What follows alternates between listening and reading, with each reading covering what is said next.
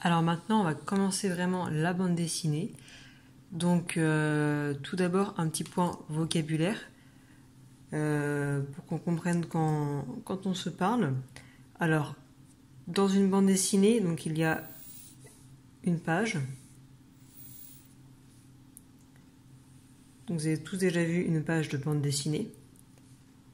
Et bien une page, c'est ce qu'on va appeler une planche en bande dessinée. Sur chaque page ou chaque planche, il y a des cases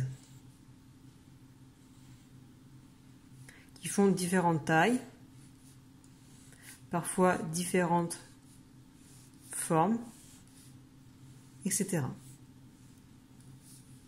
C'est ce qu'on va appeler donc des cases ou des vignettes de bande dessinée. Vous voyez qu'à chaque fois, entre chaque case ou chaque vignette, il y a un espace, une marge.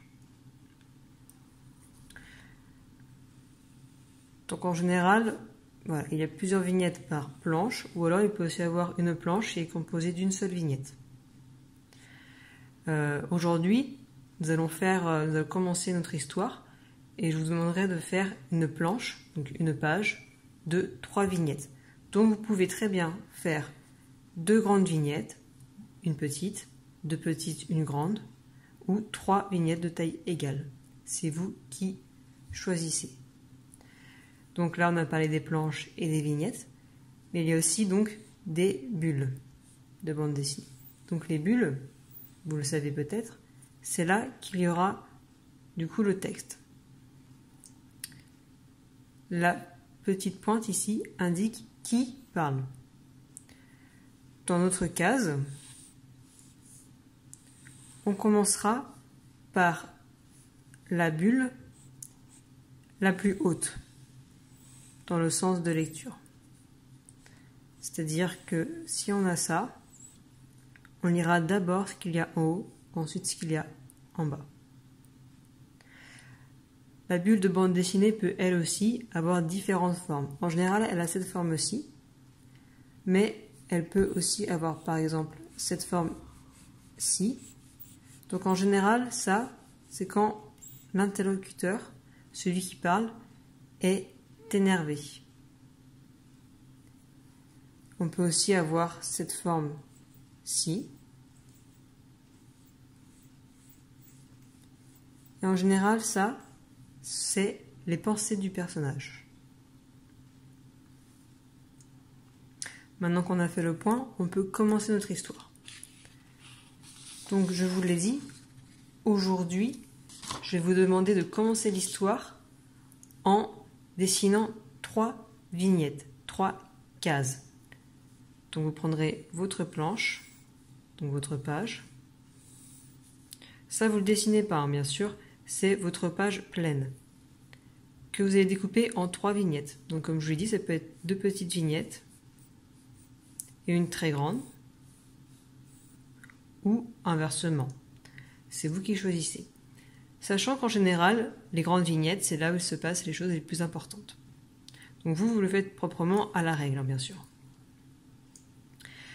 Donc le début de cette histoire commence par donc les 2 personnages que vous avez dessinés hier. Donc les 2 personnages sont chez eux pendant le confinement. Ils sont dans leur salon. L'un regarde par la fenêtre et aperçoit quelque chose. Il est surpris. L'autre vient voir et il découvre 3 petits points. Vous allez m'illustrer cela dans les 3 premières vignettes de notre bande dessinée. Alors, pour vous aider, pour faire un personnage qui est surpris, en général, un personnage surpris aura les yeux grands ouverts, presque entièrement ronds. Donc il y aura le nez bien sûr. Et une bouche aussi grande ouverte, presque ronde également.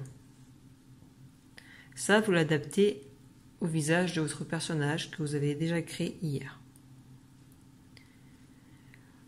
Dans le début de cette histoire, il y a aussi question d'une fenêtre.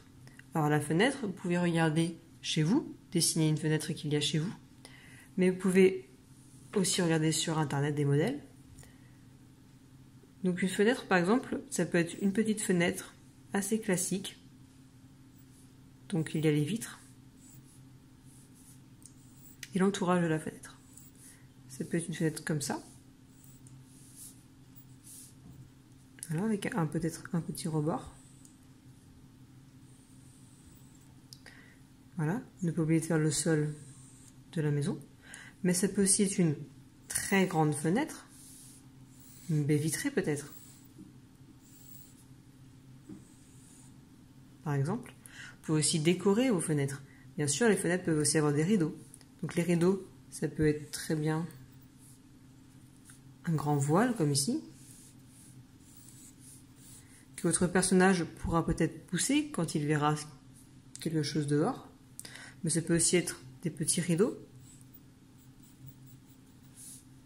Alors là, je le fais par-dessus les fenêtres, mais vous pouvez après gommer les traits de la fenêtre parce que le rideau est par-dessus. Voilà, ça peut être des choses comme ceci. Après, il peut aussi ne pas du tout avoir de rideau, hein, bien sûr. C'est à vous vraiment de créer votre intérieur. On a dit que c'était dans le salon, donc dans le salon, on peut dessiner par exemple, je sais pas, une petite table avec un petit pot de fleurs.